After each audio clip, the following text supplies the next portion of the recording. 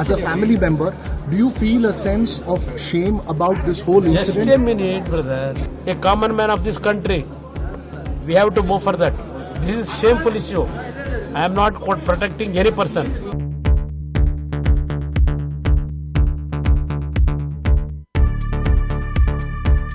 ரேவண்ணா மற்றும் பிரஜ்வால் ரேவண்ணா தொடர்பான பாலியல் சீண்டல்கள் தொடர்பான வீடியோவை வெளியிட்டது. இது கர்நாடக அரசியல ஒரு பெரும் பூகம்பத்தை உருவாக்கி இருக்கு. அநேகமா இதனுடைய தாக்கம் பிஜேபி போட்டியிடுகிற தொகுதிகளில் பெருமளவு இருக்காது. அனைவருக்குமான இடஒதுக்கீட்டை ரத்து செய்வோம்னு அமித்ஷா பேசியது போல ஒரு வீடியோ ஜோடிக்கப்பட்டு அது வலம் வந்தது. இப்ப டெல்லி போலீஸ் தெலுங்கானா முதல்வருக்கு சம்மன் அனுப்பி இருக்கிறது. அமேதி ரேபரேலிக்கு காங்கிரஸ் வேட்பாளர்கள் யார்? இந்த கேள்வியை நீங்க என்கிட்ட கேக்குறீங்க. இது காங்கிரஸ் தலைவருக்கே தெரியாதுங்க. கோலஹலாஸ் டிவி யூடியூப் சேனல், இது வாய்மையின் எக்காலம். பிரஜ்வால் ரேவண்ணா மீதான புகார் தேர்தலில் பாதிப்பை ஏற்படுத்துமா? வணக்கம் நண்பர்களே. முதல்ல இந்த பிரஜ்வால் ரேவண்ணா மீதான புகார் அப்படிங்கிறது என்ன, அந்த பேசிக்ஸ தெரிஞ்சுக்கணும். பிரஜ்வால் ரேவண்ணா அப்படிங்கிறவர் மதசார்பற்ற ஜனதா தளத்தினுடைய தலைவர் குமாரசாமியினுடைய சகோதரர் ரேவண்ணாவுடைய மகன். இப்ப இந்த புகார் அப்படிங்கிறது ரேவண்ணா மீதும் ரேவண்ணாவுடைய மகன் பிரஜ்வால் ரேவண்ணா மீதும் தொடுக்கப்பட்டு இருக்கிறது. அது என்ன புகார் அப்படின்னா, 2019 முதல் 2022 வரை கர்நாடகத்தின் முன்னாள் மாநில அமைச்சர் ரேவண்ணா பெண்கள் விஷயத்தில் செய்த சில்மிஷங்கள், அவருடைய மகன் பிரஜ்வால் ரேவண்ணா செய்த பாலியல் சீண்டல்கள் மற்றும் பாலியல் சேட்டைகள், இது தொடர்பான வீடியோ 1-2 வெளிவந்து ஒரு கலக்கி கொண்டிருக்கிறது. இந்த சூழ்நிலையில மதசார்பற்ற ஜனதா தளம் பிஜேபியோட அலையன்ஸ் வேற வச்சிருக்கு. இந்த பிரஜ்வால் ரேவண்ணா ஹாசன் தொகுதியினுடைய எம்பி கேண்டிடேட் ஆகவும் இருக்கிறார். ஏப்ரல் 26ஆம் தேதி தான் அதுக்கு தேர்தல் முடிந்திருக்கிறது. இதுல ரீசெண்டா பிரஜ்வால் ரேவண்ணா என்ன பண்ணார்னா, ஒரு மீட்டிங்ல பேசுறப்போ அங்கு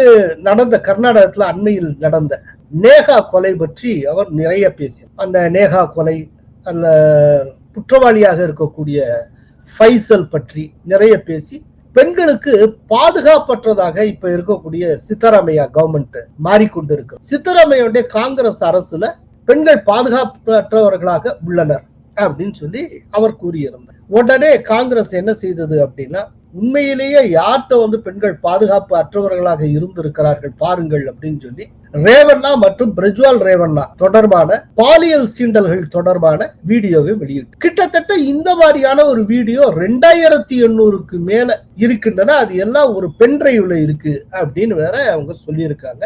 இது கர்நாடக அரசியல ஒரு பெரும் பூகம்பத்தை உருவாக்கி இருக்கு. அதாவது பிரஜ்வால் ரேவண்ணா மேல ஏற்கனவே இதே போல பல்வேறு குற்றச்சாட்டுகள் உண்டு. 2023ல தேவராஜ கவுட அப்படிங்கிற பிஜேபியினுடைய 2ஆம் நிலை தலைவர், பிஜேபி மாநில தலைவர் விஜயேந்திராவுக்கு ஒரு கடிதம் எழுதுகிறார். அந்த கடிதத்துல பிரஜ்வால் ரேவண்ணா மற்றும் ரேவண்ணா மீது ஏராளமான பாலியல் புகார்கள் உள்ளன. கிட்டத்தட்ட அவர்களுடைய அந்த பாலியல் சீண்டல்கள் தொடர்பான 2900க்கும் மேற்பட்ட வீடியோக்கள் வெறும் பென்டிரைவில் உள்ளன. அந்த பென்டிரைவை நானே பார்த்திருக்கிறேன். அது போன்ற ஒரு பென்டிரைவ் காங்கிரசிடம் இருக்கிறது என்று நான் கேள்விப்பட்டு இருக்கிறேன். ஒருவேளை தேர்தல் நேரத்துல அதை ஒரு பிரம்மாஸ்திரமாக காங்கிரஸ் பயன்படுத்த ஆரம்பித்தால் அது மிகப்பெரிய கடுமையான பின்விளைவுகளை நமக்கு உருவாக்கும். எனவே ஜனதா தளத்துடன், அதாவது மதசார்பற்ற ஜனதா தளத்துடன் நாம் கூட்டணி வைக்க வேண்டாம் என்று தேவராஜ கவுட ஒரு கடிதம் எழுதியிருக்கிறார். இந்த கடிதம் யாருக்கு எழுந்தார்னா, மாநில தலைவர் விஜயேந்திரா யாருன்னா எடியூரப்பாவுடைய சன், இவருக்கு எழுதியிருக்கிறார். அப்படிலாம் எழுந்த நிலையிலும் தான் இந்த மதசார்பற்ற ஜனதா தளத்துடன் கூட்டணி வைப்பது என்று மேலிடம் முடிவு செய்யுது. என்னன்னா, இந்த குற்றச்சாட்டை அவ்வளவு சீரியஸா எடுத்துக்கல, அப்படி ஒன்றும் இருக்காது அப்படின்னு அவங்க நம்பி இருக்காங்க. இந்த சூழ்நிலையில ஒரு பெரிய அளவுல அது போய்கொண்டு இருக்கிறது. இதுக்கு குமாரசாமி என்ன பதில் சொல்லி இருக்கிறார்னா, யாரு தவறு செய்தாலும் தண்டிக்கப்பட வேண்டும், சட்டம் தன் கடமையை செய்ய வேண்டும், இதுல எங்களுக்கு எந்த சந்தேகமும் இல்லை. ஆனா இதுல இந்த வீடியோ விஷயத்துல ஏன் தலையையும் எங்க அப்பா தேவகவுடா தலையை உருட்டுறதுல எந்த நியாயம் இல்லை. சம்பந்தப்பட்டவங்கள நீங்க என்ன வேணாலும் பேசுங்க, அவங்களை குற்றவாளி கூண்டுல நிறுத்துங்க, தண்டனை வாங்கித்தாங்க, நான் ஒன்னும் தடுக்க போறது இல்லை. தவறு செய்தால் தண்டனை தரப்பட வேண்டும், இதை நாங்க ஏற்றுக்கொள்கிறோம். ஆனால் இந்த விஷயத்துல, இந்த வீடியோ விஷயத்துல நானோ என்னுடைய தந்தையோ என்ன செய்ய முடியும்? நாங்க எந்த விதத்துல இதுல சம்பந்தப்பட்டிருக்கோம்? எதுக்கு தேவையில்லாம என் பெயரையும் எங்க அப்பா பேரையும் இழுக்கிறீங்க, எங்க கட்சி பேரெல்லாம் இழுக்கிறீங்க? அவர்கள் தனிப்பட்ட முறையில் செய்த ஒரு அவமானகரமான மிக மோசமான காரியங்கள். இதற்கு என் கட்சி எப்படி பொறுப்பேற்க முடியும், நான் எப்படி பொறுப்பேற்க முடியும், என் தந்தை எப்படி பொறுப்பேற்க முடியும் என்று குமாரசாமி கூறியிருக்கிறார். This is the manipulation of Congress to diminish, destroy the image of the family. What is the role of Devegowda ji, or what is the role of myself in this incident? We are not responsible for all those things. That is individual issue of Prajwal Revanna. Okay, have you spoken to Prajwal Revanna? No, I am not in contact with him. I have no contact with him. Shouldn't he be brought before the law? Shouldn't he be brought before the law? Shouldn't he return immediately? That responsibility is the government, not my responsibility. It is the responsibility of this government. We are not going to take any protection by telling some reasons. We will take severe action. We will take serious action. But only thing, government responsibility is more. Sir, I have one question. Do you feel, as an uncle, as a family member, do you feel a sense of shame about this whole incident? Just a minute, brother.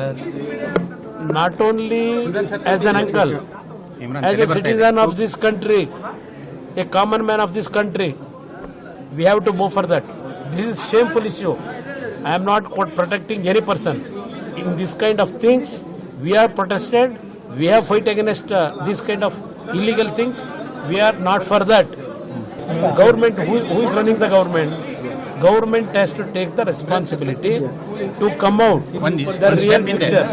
இப்ப இதே விதமான பதிலைத்தான் அங்க இருக்கக்கூடிய BJP சொல்லிக் கொண்டிருக்கிறது. ரேவண்ணா மற்றும் பிரஜ்வால் ரேவண்ணா என்கிற இரண்டு தனிநபர்கள் மீதான பாலியல் புகார்கள். இந்த பாலியல் புகார்களை அந்த இரண்டு தனிநபர்கள் எதிர்கொள்வார். இதற்கும் இந்த கூட்டணிக்கு சம்பந்தம் இல்லை, இதற்கும் பிஜேபிக்கும் எந்த சம்பந்தம் இல்லை என்று கூறியிருக்கிறார்கள். இப்போ இத கர்நாடகா காங்கிரஸ் இது எப்படி கொண்டு போய் முடிச்சு போடுறாங்க அப்படின்னா, சந்தேஷ் காலியில நடந்த அங்க இருக்கக்கூடிய பழங்குடியின பெண்கள் மீதான பாலியல் வன்முறை தொடர்பா அத்தனை பேச்சு பேசினீங்கல்ல, இப்போ இங்க ஒரு பெரிய பாலியல் சீண்டல் நடந்திருக்கு, ஏன் இத பத்தி பேச மறுக்கிறீங்க, இத தனிநபர் விஷயம்னு ஏன் சொல்லிட்டு போறீங்க அப்படின்னு அவங்க கேட்கிறாங்க. ஆக்சுவலா இந்த சந்தேஷ் காலிங்கிற விஷயம், அதே போல ஃபைசல் என்பவரால் கொல்லப்பட்ட இந்து பெண்ணான நேகா, இதெல்லாம் காம்பன்சேட் பண்றத இப்ப இந்த பூதத்தை காங்கிரஸ் அவிழ்த்து விட்டு இருக்கிறது. இல்ல சந்தேஷ் காலிக்கும் இதற்கும் அடிப்படையில வித்தியாசம் உண்டு. சந்தேஷ் காலியில என்ன நடந்தது அப்படின்னா, ஷாஜகான் ஷேக் என்கிற திரிணாமுல் காங்கிரஸை சார்ந்த ஒரு முஸ்லிம் தலைவர் அந்த பகுதியில் இருக்கக்கூடிய பழங்குடியின பெண்களை தன்னுடைய ஆதரவாளர்களுக்கு இரையாக்கி இருக்கிறார். அவங்களுக்கு தேவைப்பட்டப்பெல்லாம் அந்த பெண்களை வர வைக்கிறது, அவர்களோட பாலியல் சீண்டல்களை மேற்கொள்வது, பாலியல் வன்புணர்வு செய்வது, இது போல. அதோட மட்டுமல்ல, அவருடைய நிலங்களையும் இவர்கள் ஆக்கிரமித்திருந்தார்கள், இவர்கள் கையகப்படுத்தி இருந்தார்கள். இத்தனை வேலையும் அங்க நடந்தது. அங்க ஒரு குறிப்பிட்ட சமூகத்துக்கு எதிராக திரிணாமுல் காங்கிரஸை சார்ந்த ஒரு இஸ்லாமிய மிக மோசமான பாலியல் வன்முறையை கட்டவிழ்த்து விட்டிருந்தார், ஒரு அடக்குமுறையை அவிழ்த்து விட்டிருந்தார். அவரோட இருந்த ரவுடிஸ் மூலமா நிலத்தை ஆக்கிரமிப்பு செய்தார். அவரோடு இருக்கிற ஆதரவாளர்கள் மூலமாக அங்க இருந்த பழங்குடியின பெண்களை ஆக்கிரமிப்பு செய்தார். சோ இது ஒரு சமூகத்துக்கும் அங்க இருக்கக்கூடிய ஆளுங்கட்சியை சேர்ந்த ஒரு மிக முக்கிய பிரமுகருக்கும் இடையிலான ஒரு பெரும் மோதலாக பார்க்கப்பட்டது. ஆனா இங்க அப்படி இல்லை. ரேவண்ணா, பிரஜ்வால் ரேவண்ணா விஷயம் அந்த ரேவண்ணாட்டியும் பிரஜ்வால் ரேவண்ணாட்டியும் வீட்டுல வேலை பார்த்த பெண்கள், அவங்கள்ட்ட இவர்கள் மேற்கொண்ட பாலியல் அத்துமீறல்கள் அது வீடியோல பதிவாய். அதே போல அந்த வீடியோல பல பெண் அதிகாரிகள் மாட்டிக்கொண்டிருப்பதாக கூட கூறப்படுகிறது. இது எல்லாமே முழுக்க தனிப்பட்ட முறையில் நடந்தது. ஆனால் பாலியல் அத்துமீறல்கள் தான், அதுல சந்தேகமே இல்லை. ஆனா அதோடைய தன்மையில வித்தியாசம் உண்டு. அதனால இது இரண்டு தனிநபர்கள் தனிப்பட்ட முறையில் பல பெண்களுக்கு இழைத்த கொடூரங்கள். வெஸ்ட் பெங்கால்ல நடந்தது ஒரு ஆளுங்கட்சியை சேர்ந்த தனிநபர் தன்னுடைய கூட்டத்தோடு ஒரு சமூகத்தை சேர்ந்தவர்களுக்கு எதிராக இழைத்த குற்றம். இந்த ரெண்டுத்துக்கு அடிப்படை தன்மை வேற. ஆனால் சந்தேஷ் காலியை இதை வச்சு நிரவல் செய்வதற்கு காங்கிரஸ் முயற்சி எடுக்கும். இது எந்த அளவுக்கு கர்நாடகத்துல ஒரு தாக்கத்தை உருவாக்கும், இது ஆக்சுவலா அண்டர் எஸ்டிமேட் பண்ண முடியாது. இது ரொம்ப பெரிய ஆட்டம் பாம், இதுல சந்தேகமே இல்லை. இதுல ஆல்ரெடி 14 தொகுதிகள் முடிந்து விட்டன. மீதி 14 தொகுதிகளுக்கு மே 7ஆம் தேதி தேர்தல் நடக்க இருக்கிறது. அப்படிங்கிறப்போ இந்த மே 7ஆம் தேதி தேர்தல் நடக்க இருக்கக்கூடிய தொகுதிகளில் இதனுடைய தாக்கம் என்னவாக இருக்கும் என்பதை பார்க்க. அநேகமா இதனுடைய தாக்கம் பிஜேபி போட்டியிடுகிற தொகுதிகளில் பெருமளவு இருக்காது அப்படின்னு நான் நினைக்கிறேன். ஆனால் மதசார்பற்ற ஜனதாதளம் போட்டியிடக்கூடிய தொகுதிகளில் இது பெருமளவு இருக்கும் இந்த தாக்கம். அப்போ இந்த தாக்கத்தை குறைக்கணும்னா பிரஜ்வால் ரேவண்ணா மீதும் மதசார்பற்ற ஜனதாதளத்தினுடைய தலைமை திட்டவட்டமான கடுமையான நடவடிக்கை எடுத்தாக வேண்டும். அப்படி நடவடிக்கை எடுப்பதன் மூலம்தான் இதனுடைய தாக்கத்தை பெருமளவு குறைக்க முடியும். இந்த நடவடிக்கை எடுக்க தவறினால், தாமதப்படுத்தினால், அடுத்து வரக்கூடிய 14 தொகுதிகளில் மதசார்பற்ற ஜனதாதளம் நிற்கக்கூடிய தொகுதிகளில் மிகப்பெரிய ஒரு பாதிப்பு ஏற்படும். அந்த பாதிப்பு தவிர்க்கப்பட முடியாததாக மாறி, அதனால மிக கடுமையான நடவடிக்கை எடுக்க வேண்டும். இதுக்கு இடையில பிரஜ்வால் ரேவண்ணா ஜெர்மனிக்கு போயிட்டாருங்கிறாங்க, இல்ல அவர் பிரான்ஸ்ல இருக்கார் அப்படிங்கிறாங்க. கரெக்டா இப்படி ஒரு ஸ்கேம், இப்படி ஒரு புகார் வந்ததும் அவரையே வெளிநாட்டுக்கு தப்பி ஓடணும். அப்படின்னா அவர் தவறு செய்திருப்பது உண்மை என்று அவரே ஒப்புக்கொண்டது போல ஆகிவிட்டது. நிச்சயமா அவர் மேல சொல்லப்பட்ட புகார்ல உண்மைத்தன்மை இருப்பது போலத்தான் தெரிகிறது.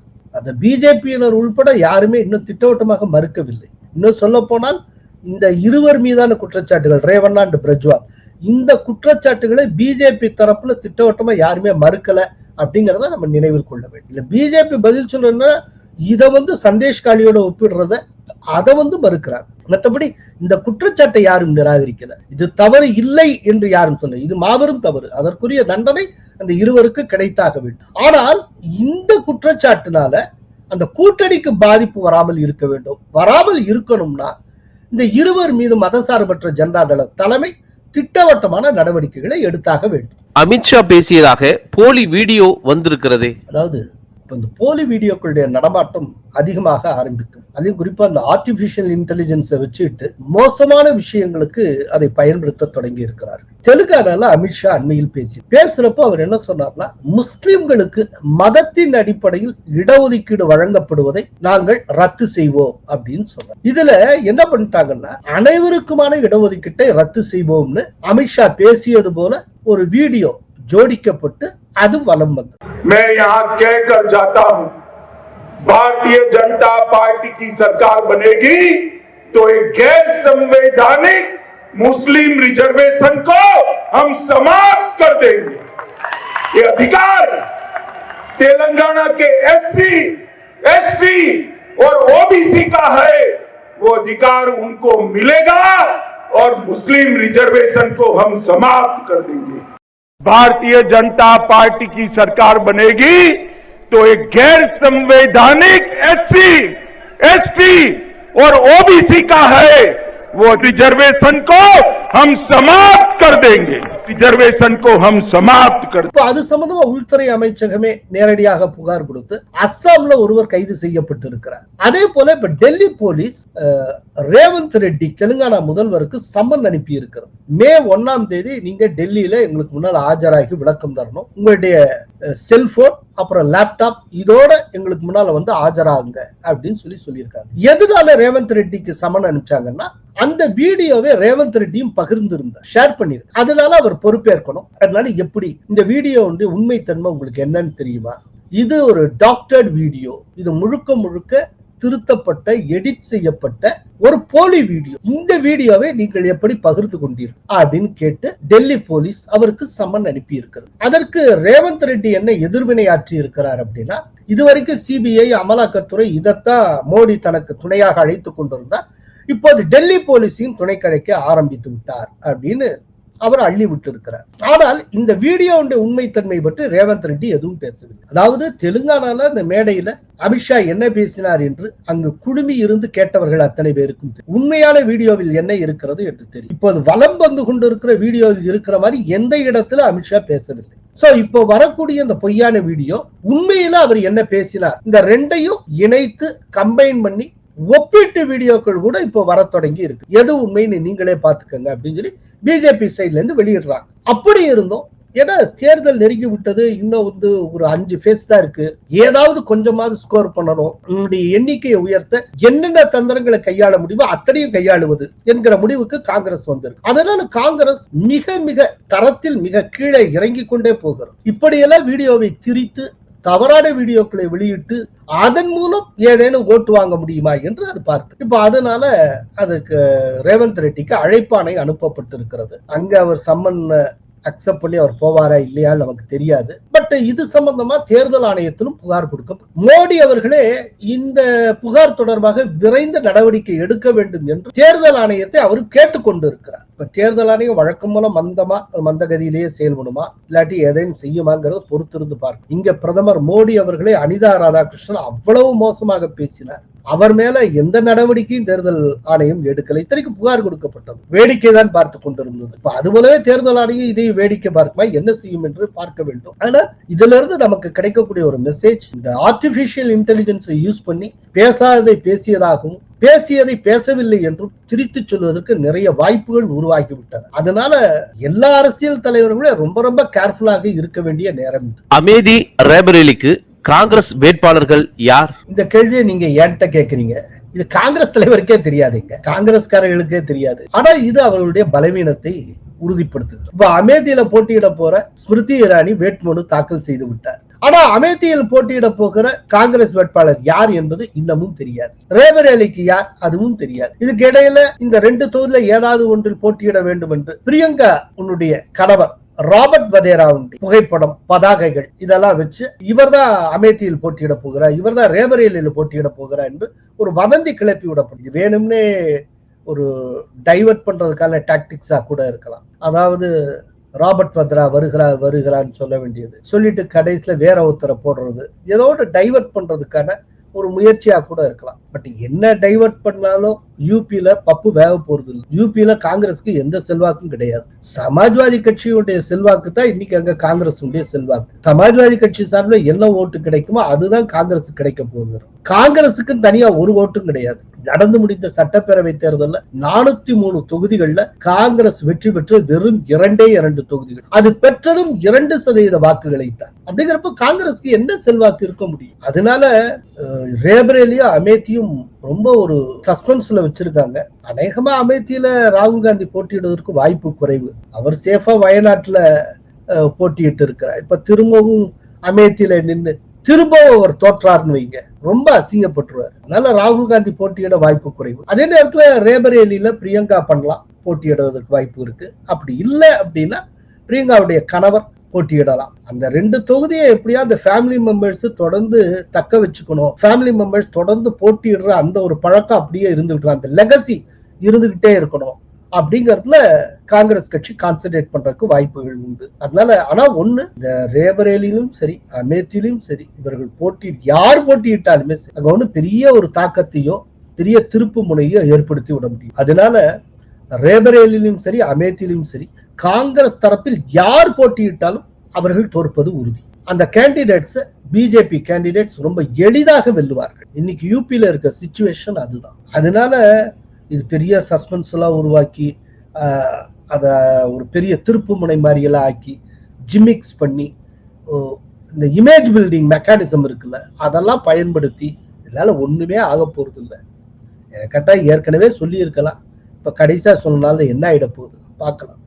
இல்லாட்டி கடைசியில அந்த 2 தொகுதி எங்களுக்கு வேண்டாம்னு சொல்லிட்டு சமாஜ்வாதி பார்ட்டியோ கொடுத்துருவாங்களோ என்னமோ அதுவும் தெரியல. ஏன்னா இவ்வளவு நாளா சொல்லவே இல்லை.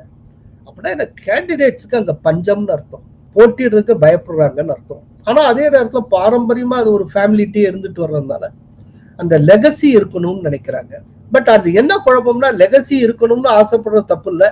இப்ப பிரியங்கா காந்தியை போட்டு பிரியங்கா காந்தி ரொம்ப மோசமான தோல்வி அடைஞ்சிட்டா இமேஜ் ஆட்டி ஆகும். ராபர்ட் வத்ராவை கொண்டுறாங்க, போட்டிடுறாரு, ஓகே. படு மோசமான தோல்வி அடைஞ்சா அப்படின்னா யூபிக்குள்ள நேரு ஃபேமிலிக்கு இனி செல்வாக்கே கிடையாது, இனி அவர்களுக்கு இடமே இல்லை என்பது போல ஆகிவிடுமே. அதுதான் அவர்களுக்கு யோஜனை. இது எப்படி மேனேஜ் பண்றதுன்னு தெரியல. பார்க்கலாம்.